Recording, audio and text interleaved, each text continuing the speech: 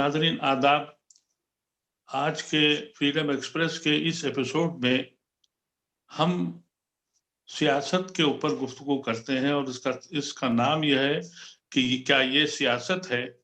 इसमें हम कोशिश ये करते हैं कि मुख्तलिफ पॉलिटिकल लीडर्स को, जानश्वरों को, हिस्टोरियंस को, उन लोगों को मदऊ करते हैं, उनसे गुफ्तगू करते हैं, उनसे जानने की कोशिश करते हैं कि ये हिंदुस्तान जहां आज है, क्या ये ख्वाबों का हिंदुस्तान था। हमारे बुजुर्गों ने जिस ख्वाब का तस्वुर किया था, जब वेरी आइडिया ऑफ इंडिया का जो कॉन्सेप्ट क्रिएट किया था, क्या हम उस मंजिल पे चल रहे हैं या हमारी मंजिल बदल गई है। ऐसे में आज खुशनसीबी से एक ऐसे शख्स में हमारे साथ गुफ्तगू करने को आए जिनका पूरा खानदान इस मुल्क की बनाने, संवारने और इस मुल्क को आजादी में उसने बढ़ चढ़ के हिस्सा लिया। आज उसी घराने की एक ऐसी हस्ती हमारे साथ है जो खुद बहुत प्रोमिनेंट ओहदों पर रही है, लेकिन उस लेडी ने जो काम किया है जिस शख्स के बारे में, एक ऐसे शख्स के लिए जिसने हिंदुस्तान ने जिसको भुला दिया, वो उनकी किताबें लाइब्रेरी में गर्द खा रही हैं और उसको आज का हिंदुस्तान का नौजवान जानता भी नहीं है। मेरी मुराद मौलाना अबुल कलाम आजाद से है, जिसने पूरी जिंदगी एक हाथ से मुस्लिम लीग से लड़ाई की तो दूसरे हाथ से आरएसएस से लड़ाई की। एक हाथ से जिससे मुस्लिम लीग से लड़ाई की वो एक मुल्क का कायदे आजम होकर मरा, दूसरे हाथ से जो आरएसएस से लड़ाई की वो इस मुल्क का आज हाकिम बन गया और वो बदनसीब जामा मस्जिद की सीढ़ियों पे फकीरों और भिखारियों के बीच में गुमनाम जिंदगी गुजार रहा है। मैं ये चाहूंगा कि आज उस शख्स की शख्सियत पर, उस शख्स की जिसने इस मुल्क को सांझी विरासत का कॉन्सेप्ट दिया था, आज हमने उसके साथ क्या इंसाफ किया है। क्या यही हिंदुस्तान था? क्या इसी हिंदुस्तान के तस्वुर के लिए आजादी मिली थी? मैं अपनी मेहमान खुसूसी और एक ऐसी आलिम दीन, ऐसी औरत जिसने हिंदुस्तान में, पूरे हिंदुस्तान में जिनकी बड़ी इज्जत और शख्सियत को लोग पहचानते हैं, हमारी खुशनसीबी है कि हमारे इस छोटे से प्रोग्राम में ये फ्रीडम एक्सप्रेस ये कोई मीडिया हाउस नहीं है, ये दीवानों की एक तहरीक है। इस अंधेरे में एक छोटी सी चिराग जलाई गई है। हम किसी के न मुखालिफ हैं, न किसी पार्टी और न किसी जमात की ये प्लेटफॉर्म है। ये प्लेटफॉर्म उन दीवानों का है जो ये चाहते हैं कि इस मुल्क में वो मुल्क पूरा हो जिसके हमारे बुजुर्गों ने जिसका ख्वाब देखा था। मैं गुजारिश करूंगा मोहतरमा सईदा साहिबा से कि आपसे ज्यादा मौलाना आजाद पे इस वक्त मेरी नजर में किसी ने काम नहीं किया है। आप मौलाना आजाद के मुख्तलिफ पहलुओं पर अगर रोशनी डालेंगी तो यहाँ का नौजवान समझेगा कि हमारे बुजुर्गों ने जिसने इस मुल्क के लिए, आज़ादी के लिए कदम उठाया था, वो आज उनकी सोच कहाँ है। हमारी मंजिल जो थी कहीं बदल तो नहीं गई है, ऐसा तो नहीं है जिस रास्ते पे हम चले थे वो रास्ता कहीं खत्म हो गया है। शुक्रिया। मैं आपसे गुजारिश करूंगा आप मुझे तफसील से बयान करें। बोलो, इसमें आ नहीं रहा जी। बहुत बहुत शुक्रिया आपका अदीब साहब, आपने मुझे इस काबिल समझा। मैं तो अपने आप को बहुत ही छोटी सी हस्ती समझती हूँ कि जिसने कोशिश की है मौलाना आज़ाद को समझने की, उनको पढ़ने की और थोड़ा बहुत उनके बारे में लिखा भी है। मेरा इस गुफ्तगू में सवाल और जवाब होंगे या एक डिस्कोर्स होगा, आप मुझे उसका फॉर्मेट बता दीजिए। ये कोई इंटरव्यू नहीं है जी। ये सिर्फ ये एक वो गुफ्तगू हम चाहते हैं जहां लोगों को ये मालूम हो कि हमारे उन बुजुर्गों ने जिन्होंने इस हिंदुस्तान को आजाद करते वक्त इसका तस्वुर किया था, आज हम उस मंजिल पर हैं या नहीं हैं। और अगर नहीं है तो गलती किसकी है? ये जमातों की है, पॉलिटिकल पार्टियों की है, या उन लोगों की है जिन्होंने सियासत को सिर्फ अपनी पार्टी तक महदूद रखा है। एक जो जो सियासत आज की सियासत है, वहां का पॉलिटिकल पार्टी सिर्फ इलेक्शन के मतलब समझता है सियासत को। सियासत वो चीज है जो पूरी कौमों को एक रास्ता, एक सिमत देती है। आज किसी पार्टी के पास आइडियोलॉजी नहीं है, वो अपनी आइडियोलॉजी को भूल चुका है, और वो इलेक्शन और सिर्फ इलेक्शन, इसके अलावा इस मुल्क में वो दिखता नहीं है। वो वाकयात जो आपने पढ़े हैं और हमने सुने हैं और हमने पढ़े हैं, हम चाहते हैं कि वो अपनी आगे वाली नस्लों को, उन लोगों को बताएं जो ये भूल गए हैं। सबसे बड़ी बदनसीबी तो मैं समझता हूं कि जितने भी हिंदुस्तान में कायदीन रहे हैं आजादी के, मौलाना आजाद सबसे ज्यादा बदनसीब इंसान रहे। उनको इस तेजी से भुलाया, जिस पार्टी की वो सदर रहे 2 बार, उसी पार्टी ने उनको अपने कहीं किनारे पर एक जगह टांग के रख दिया है, जो कि जिनके बारे में नेहरू ये कहते थे कि ये अपनी बेटी को हिदायत की थी कि जब तुम्हें वक्त मिला करे तो मौलाना के पास बैठा करो। ये अरस्तू और सुकरात की कैफियत है, जिनको गांधी ये कहते थे कि अगर मौलाना मुकम्मल ना हो तो फिर ये लड़ाई जीती नहीं जा सकती थी। उस शख्स के बारे में हम ये चाहते हैं कि आपने जिस तरह से पढ़ा है और आपने कई वॉल्यूम्स में लिखा है, मुझे मालूम हुआ है, तो उसके ऊपर हम चाहते हैं कि आप कुछ रोशनी डालें। जी, तो मैं शुरू करना चाहती हूँ इस बात से जो आप ही ने कहा है कि कैसे हमारी बदनसीबी है, हमारी कौम की बदनसीबी है, मुल्क की बदनसीबी है कि हमने मौलाना आज़ाद को हाशिए पे डाल दिया है। बल्कि मैं तो समझती हूँ बैनुल अक़वामी सतह पे ग्लोबली ये बहुत बड़ा ट्रॉमा है। अगर इस वक्त मौलाना आज़ाद की तहरीरें, ख़ास तौर से उनका तर्जुमानुल कुरान का जो एक स्पिरिट है, अगर हम वो समझ जाते, अगर हम उसको अपने अंदर इम्बाइब कर सकते, तो हमारी जो एक एक इस वक्त एक क्रिटिकल हालत है मुसलमानों की, बहुत हद तक हम उसको ओवरकम कर सकते थे। मैं मौलाना आज़ाद के बारे में आपको बताऊं, आपने अभी कहा कि 2 बार वो कांग्रेस प्रेसिडेंट रहे। एक बार 1923 में, उस वक्त वो 30 साल के थे, और दूसरी बार वो 1946 में रहे। उनके 2 बहुत ही हिस्टोरिक कांग्रेस प्रेसिडेंट की हैसियत से, एक दिल्ली में और एक रामगढ़ में, 2 उनके खुतबात हैं। मैं तो शुरू तो मैं इससे करती हूँ कि आपने कहा था कि आपने अभी कहा कि मुसलमानों एक हाथ में उनके rejection of the idea of Pakistan and rejection of the Muslim league politics, और दूसरे हाथ में दिस कॉम्पोजिट कल्चर। तो उस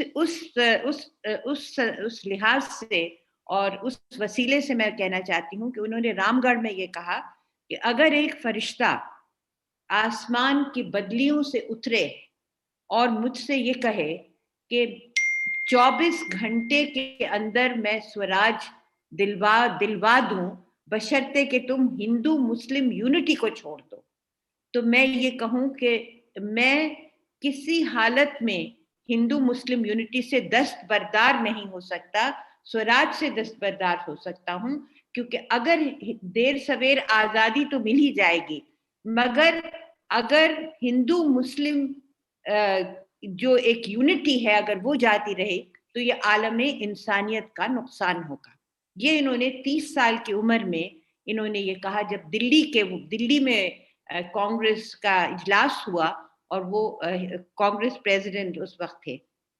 अब आप ये समझिए कि मौलाना आज़ाद की जो इम्पोर्टेंस है इस लिहाज से अगर आप देखें कि 1912 में उन्होंने अपना मार्कतुल आरा, जो उनका अल हिलाल था, उन्होंने शुरू किया।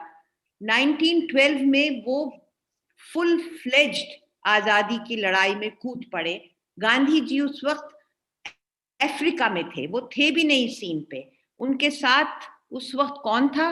उनके साथ उस वक्त अंडरग्राउंड मूवमेंट्स जो वेस्ट बंगाल की थी, जैसे जुगांतर, जैसे अनुशीलन, ये 2 मैं नाम मुझे एकदम से मेरे दिमाग में आए हैं, और उसमें राश बिहारी घोष और श्याम सुंदर चक्रवर्ती, इन लोगों के साथ मिलके वो अंडरग्राउंड मूवमेंट में वो उस वक्त शामिल हुए। 1912 की बात कर रही हूँ। 1888 में वो पैदा हुए। कहाँ पैदा हुए? मक्के में पैदा हुए। उनके वालिद मौलाना खैरुद्दीन بہت بڑے صوفی پیر تھے، مگر اس وقت وہ حاصل تعلیم کے لیے وہاں گئے تھے، اور وہاں ان کی شادی ہوئی ایک وہاں کے ایک ہرمین کے جو ہیڈ تھے ان کی مولانا زاہد احمد وتری کی بیٹی کے ساتھ، جن کا نام عالیہ بیگم عالیہ تھا، ان کے ساتھ ان کی شادی. تو ان کی مادری زبان عربی تھی، اور 8 سال کی عمر میں وہ واپس آئے کلکتے، کیونکہ ان کے والد یہیں سے گئے تھے، اور وہاں انہوں نے اپنا تعلیم، اپنا کیریئر شروع کیا. مگر ہی نیور کسی فارمل اسکول میں وہ گئے نہیں. یہ بھی کہتے ہیں لوگ کہ الازہر یونیورسٹی میں گئے، یہ بھی غلط ہے. ان کے والد اتنے بڑے اسکالر اور ڈسپلینیرین تھے کہ انہوں نے وہ سمجھتے نہیں تھے کہ ان کا بیٹے کو ان کی نظروں کے سامنے اس کو تعلیم حاصل کرنی تھی. تو انہوں نے اپنے بیٹے کو اپنے سامنے عربی، فارسی، اردو تو خیر بہت کم، مگر عربی، فارسی، کلاسیکل زبانوں میں ان کو پوری طرح سے ٹرین کیا، اور وہاں سے انہوں نے اپنا کیریئر شروع کیا. اور ایک اور بات میں آپ کو بتا دوں، بہت آسانی سے وہ اپنے والد کی گدی پہ بیٹھ سکتے تھے، وہ سجادہ نشین بن سکتے تھے. ان کے ہزاروں مرید تھے کلکتے میں، مگر انہوں نے اس سب چیز کو ریجیکٹ کیا اور اپنے والد سے معافی مانگی. اور اس کے بعد وہ، میں نے جیسے کہ آپ کو بتایا ہے، الہلال نکالا، انڈر گراؤنڈ میں گئے، اور پھر انہوں نے مسلمانوں سے الہلال کے وسیلے سے، الہلال کے تھرو الہلال انہوں نے مسلمانوں سے یہ کہا کہ تمہارا اسلامی فرض یہ ہے کہ تم ملک کی حریت کے لیے تم اپنے آپ کو جھونک دو اس میں، اور ہندوؤں کے ساتھ مل کے اور ملک کی آزادی کے لیے جد و جہد میں شامل ہو جاؤ. طرح طرح سے قرآن کے وسیلے دے دے کے انہوں نے یہ بات کہی، اور پھر ان کی پرومیننس شروع ہوئی.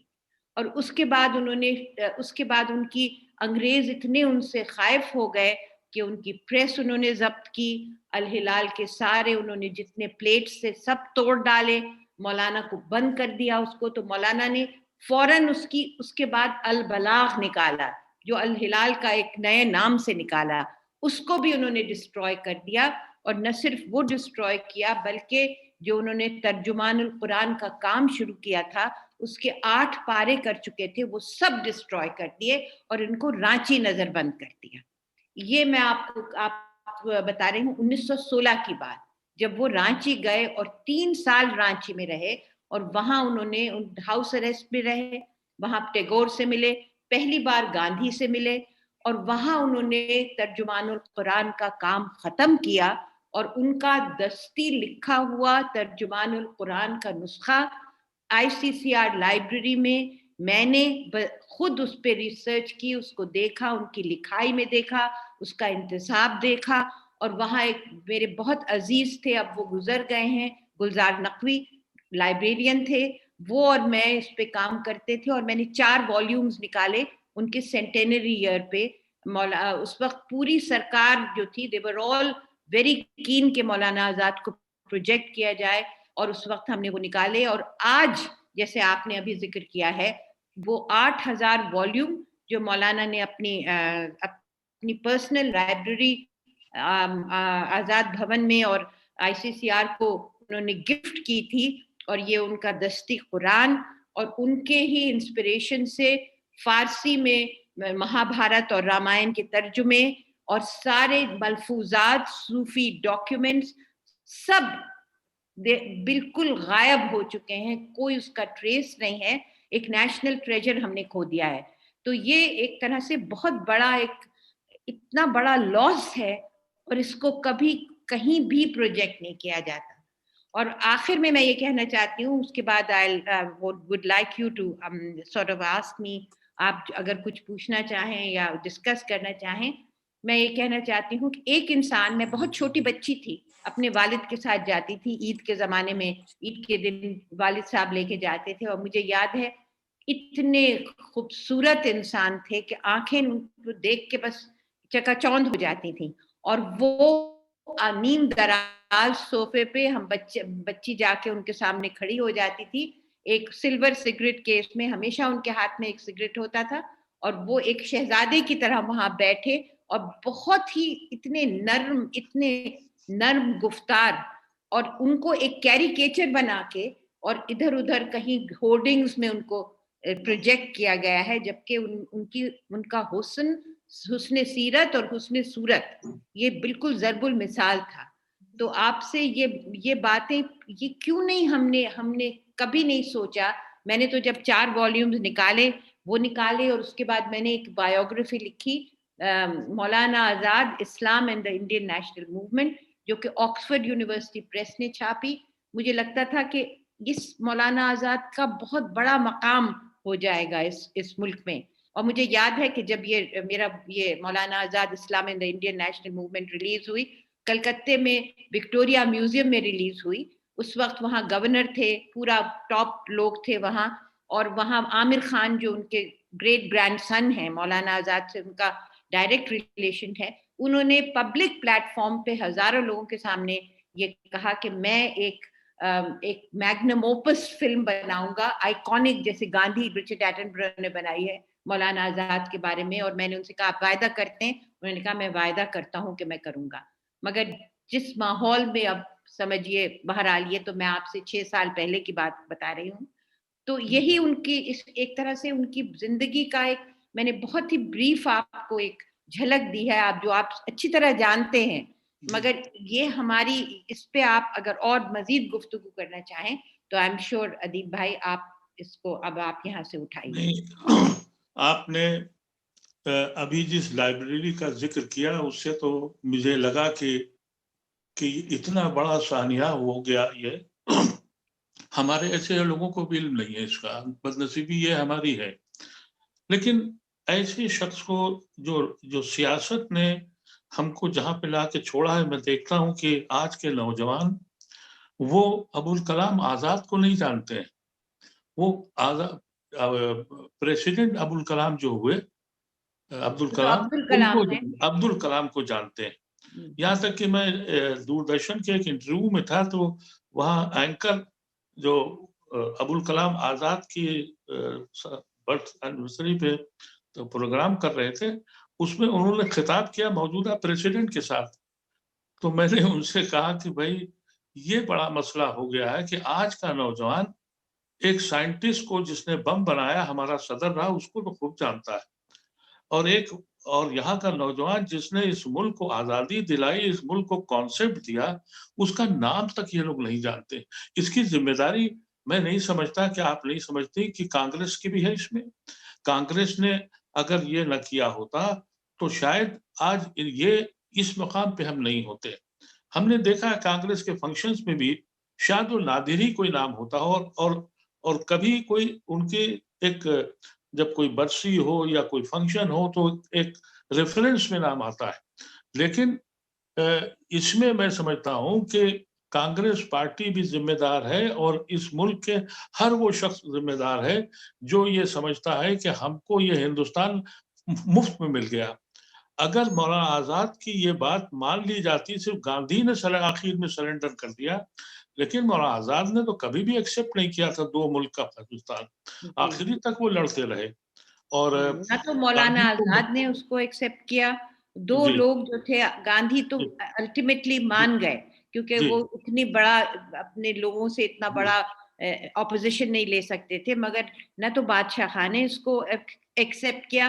بادشاہ خان نے تو کہا اوور مائی ڈیڈ باڈی, اور انہوں نے یہ بھی کہا نہرو اور گاندھی سے کہ you have thrown us to the wolves, اور مولانا آزاد نے بالکل صاف اس سے انکار کر دیا آخر وقت تک. اور اس وقت جب محمد علی جناح نے ان سے کہا تھا, یہ ان کا یہ ایکسپریشن تھا کہ show boy of the Indian national Congress, یہ بھی مولانا آزاد کے لیے تھا. تو آخر وقت تک اور مسلمانوں سے کہا کہ تم جن ستونوں پہ تم لین کر رہے ہو وہ بہت انسٹیبل ہیں, وہ سب تمہیں چھوڑ کے چلے گئے. جب دلی کے مسلمان جب ہجرت کر کے جانا چاہ رہے تھے تو انہوں نے کہا تم کتنی غلطی کر رہے ہو, وہاں تم کیا ہوگے, کوئی بلوچ ہوگا, کوئی پختون کا ہوگا, کوئی پنجابی ہوگا, کوئی سندھی ہوگا, تم کہاں جا رہے ہو, کیوں جا رہے ہو. تو انہوں نے روکا ان کو, جیسے آپ نے کہا جامع مسجد کی سیڑھیوں پہ, تو خیر بڑی تاریخی خطبہ تھا. لیکن اب یہی تو بڑی مشکل ہے کہ جب ہم لوگوں سے بات کرتے ہیں اور پڑھے لکھے لوگوں سے بات کرتے ہیں کہ یہ جو آپ نے ٹوٹا ہوا ہندوستان لیا ہے، یہ سب سرنڈر کر گئے تھے، جو نہیں کیا تھا اس کو کیوں بھول گیا؟ یعنی یہ ہندوستان جس طرح کا ہم کو ملا تھا، اس کی ترجمانی معصوم رضا راہی نے اپنے 3-4 اشعار میں کیا ہے کہ یہ ہے ہندوستان، یہ آلوؤں کی طرح سر کٹے ہیں یہاں، یہ ہے ہندوستان یعنی جنت نشاں، ایک کارے نمایاں ہوا ہے یہاں، گھر جلا کر چراغاں ہوا ہے یہاں. ہم نے وہ ہندوستان لیا ہے، لوگوں کے گھروں کو جلایا اور جشن منایا، کہا آزاد ہو گئے. مولانا کی بات اگر یہ مانی گئی ہوتی، لیکن نہیں مانی اس وقت. لیکن ہم اب یہ سمجھتے ہیں کہ آج کے دور میں کیا طریقہ اپنایا جائے، خاص طور سے مسلمان، کیونکہ جتنا مسلمان پریشان ہے اس سے زیادہ سیکولر ہندوؤں کی ایک بڑی تعداد، بہت جس بڑی سمت ہم چل تعداد. پڑے، بہت جی بڑی تعداد، جی جی. ان کا اور کیا اگر رول ہے؟ ترجمان القرآن کو دیکھا جائے، اگر ترجمان القرآن کو ہم لوگ ایک طرح سے ایک پیمانہ بنا لیں تو ترجمان القرآن میں اپنشد، رگ وید، ہر مذہب کا جو اس کا پہلا والیوم ہے، جو سورہ الحمد پہ انہوں نے پورا ایک والیوم لکھا، کیونکہ انہوں نے تو یہ کہا کہ 7 لائنیں سورہ الحمد کی جو ہیں پورا قرآن سمجھنے کے لیے کافی ہیں. تو اس پہ انہوں نے پورا والیوم لکھا اور سارے مذاہب عالم کو وہ لے کے آئے اس میں. اور اسلام کا جو انہوں نے لبرل چہرہ جو اس طرح سے پیش کیا، دلیلوں کے ساتھ، حدیثوں کے ساتھ، رسول اللہ کے ان کے اٹرنسز تھے، جو ان کا سننا تھا، سب وسیلوں سے انہوں نے پیش کیا.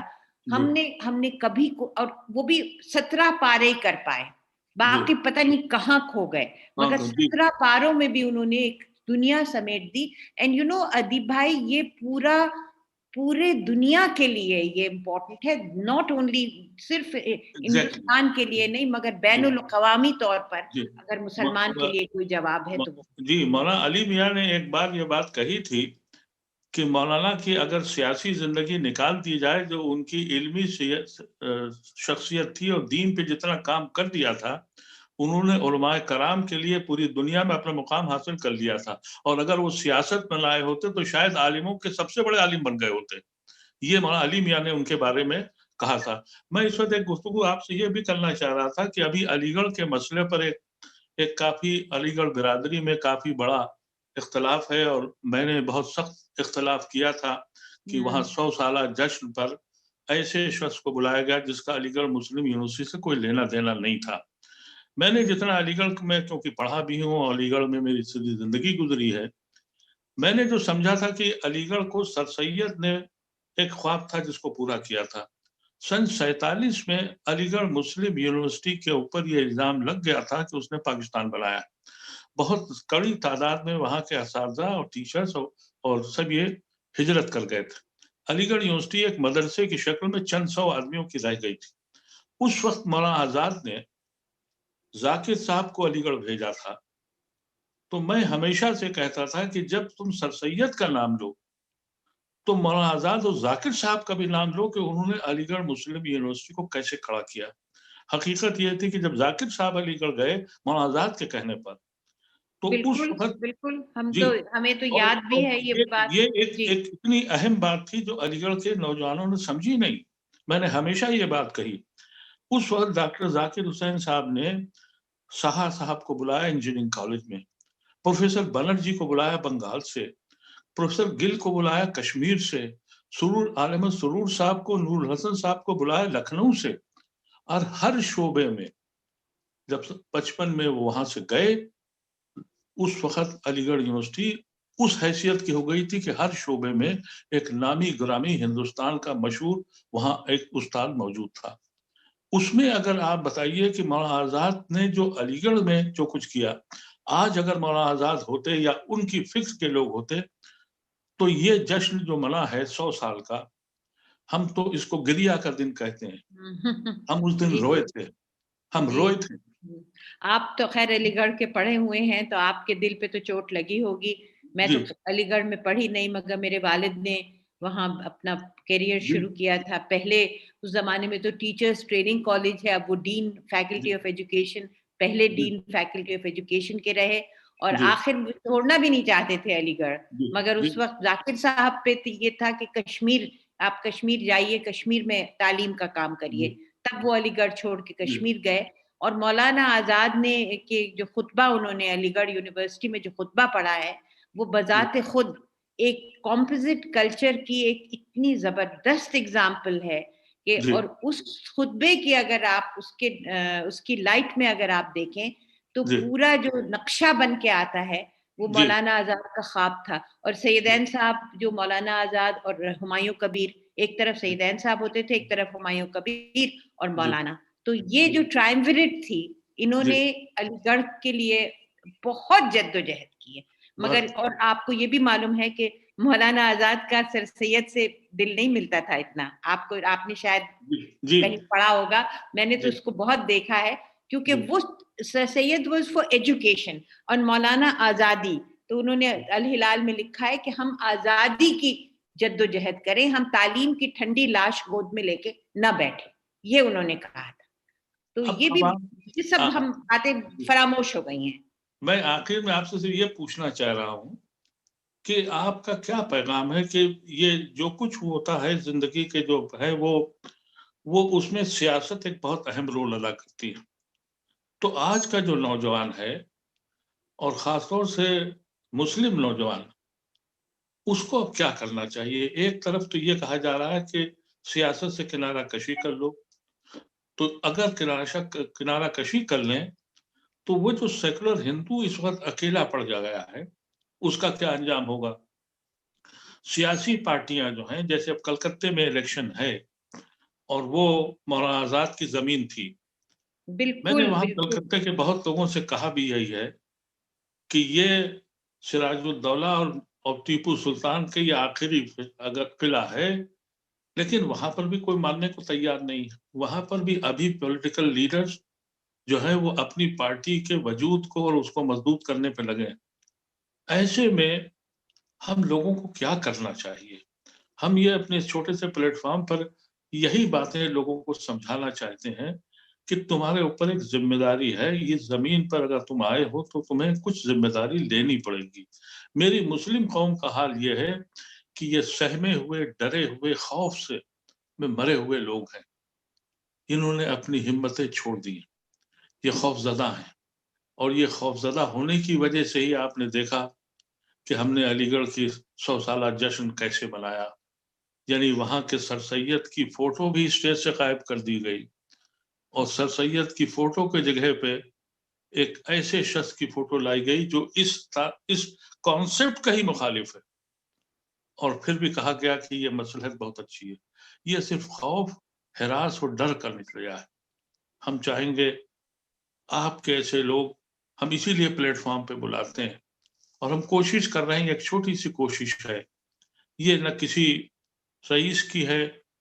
اگر میں آپ کے ذریعے اپنے جو بھی لوگ اس چینل کو دیکھیں گے ان سے کہنا چاہتا ہوں کہ اگر آپ کو محترمہ سیدہ کا بات سمجھ میں آئے تو ہمارے ساتھ جڑ جائیے، ہمارے ساتھ جڑیے، آواز میں آواز ملائیے. اس لیے کہ یہ نہ کسی پولیٹیکل پارٹی کا فورم ہے، نہ وہ پارٹی ہے. یہ کسی کی دولت کی بھی نہیں ہے. آپ کے چندے سے ہم چلاتے ہیں، اس کو بھیک مانگتے ہیں اور کہتے ہیں کہ ہم پہنچائیں گے. میں ان الفاظ کے ساتھ آپ کا بہت بہت شکریہ ادا کرتا ہوں. اگلے ہفتے میں پھر کسی اور سے گفتگو ہوں گا اور پوچھوں گا کہ یہ ملک جشن منانے کا ہے یا ماتم منانے کا ہے. ہم کو اس پہ سوچنا پڑے گا. بہت بہت شکریہ. شکریہ، بہت بہت شکریہ ادیب بھائی، بہت بہت شکریہ. آپ بات کرتے رہیے، ریکارڈنگ